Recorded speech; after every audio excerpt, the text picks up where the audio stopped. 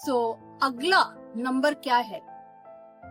18, 18, 1 plus 8, total क्या हुआ? 9। मतलब राजा और शनि जो सिपाही है, तो दोनों का टोटल सेनापति। तो ये तीनों नंबर क्या हुए? वॉरियर का नंबर हुआ, है ना। कहा जाता है कि महाभारत का युद्ध भी 18 दिन के लिए चला और उसमें जो शस्त्र यूज किए गए हैं वो भी 18 शस्त्र।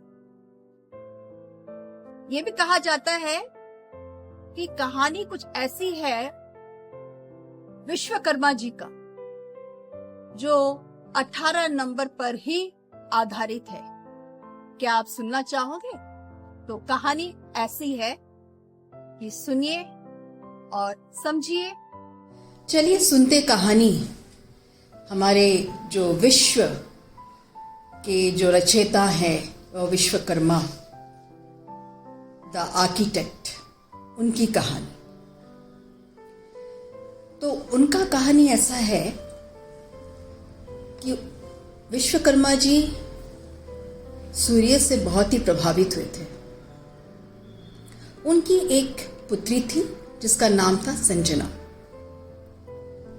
तो विश्वकर्मा जी चाहते थे कि उनकी पुत्री की शादी सूर्य जी से हो जाए, और वही हुआ। विश्वकर्मा ने अपनी पुत्री की शादी सूर्य जी से करवा दी। अब सूर्य भगवान और संजना की शादी तो हो गई। सूर्य में तो आप सब जानते हैं कि कितनी गर्मी होती है। तो उनकी इतनी गर्मी संजना से सहन नहीं हुई। संजना वैसे तो खूब ही बहुत सुंदर थी, पर गर्मी के कारण वो उसका जो रंग था वो सांवला होते गया। जैसा ही वो रंग ढलता गया, पूरे देवलोग उसे संजना से बुलाने लगे। क्या? संध्या। अब ये नाम संजना को पसंद नहीं आया। संजना ने सोचा कि मैं नहीं रहूंगी, अपने मैके चली जाऊंगी। पर जाने से पहले उसने क्या किया? जाने से पहले उसने एक माया रची और माया को आदेश दिया कि वो सूर्य के संग रहे, और वो चली गई अपने पिता के घर। दिन बीतते गए। सूर्य से संध्या को एक पुत्र प्राप्त हुआ। कौन था वो पुत्र? शनि, नंबर 8। अब दिन बीतते गए। जैसे ही संजना को पता चला कि जो माया उसने रची थी संध्या नाम का, सूर्य से उनको एक पुत्र प्राप्त हुआ, ये सुनते ही संजना वापस अपने ससुराल आ गई और फिर माया को कहा, अब जाओ, तुम्हारा काम हो गया। तो माया को वहां से मुक्त कर दिया। अब संजना अपने पति के साथ रहने लगी। दिन बीतते गए। कुछ सालों बाद सूर्य से संजना को 2 बच्चे पैदा हुए, 2 संतान हो गए, वो भी जुड़वे, यम और यमुना। वो 2 जुड़वे बच्चे सब जब बड़े हो गए, तब संजना को लगा कि क्यों ना राजपाट हम अपने बच्चों को दे दें। झट से एक दिन संजना को याद आया, शनि तो उसका पुत्र है ही नहीं, तो उसे क्यों दिया जाए। अब संजना ने सूर्य के कान भरने लगी। सूर्य भगवान संजना के बातों में आ गए। राजपाट का बंटवारा हुआ तो वो 2 हिस्सों में बटा। एक हिस्सा गया यम के हाथ और एक हिस्सा यमुना। ये देख शनि को आया गुस्सा।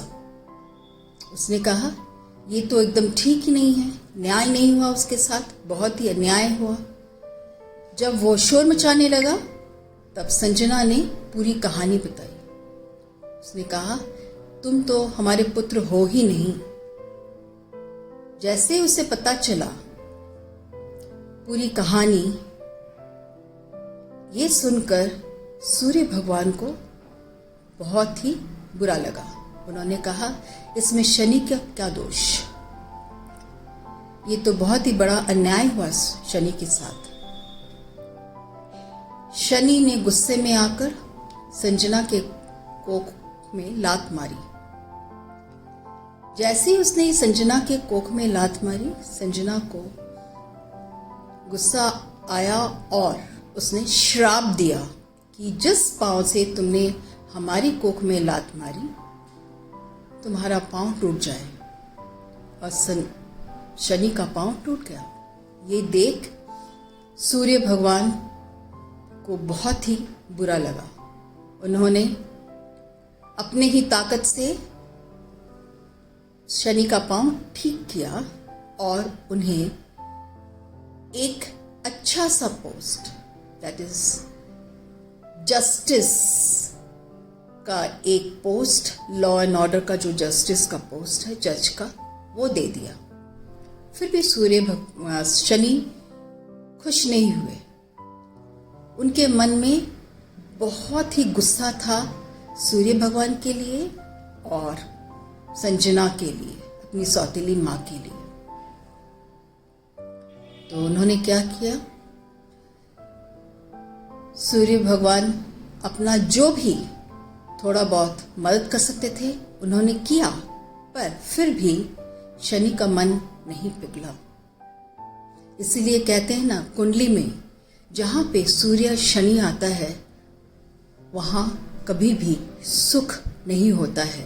वो दोनों भी एक कुंडली में आना ही नहीं चाहिए, ऐसा ही कहा जाता है।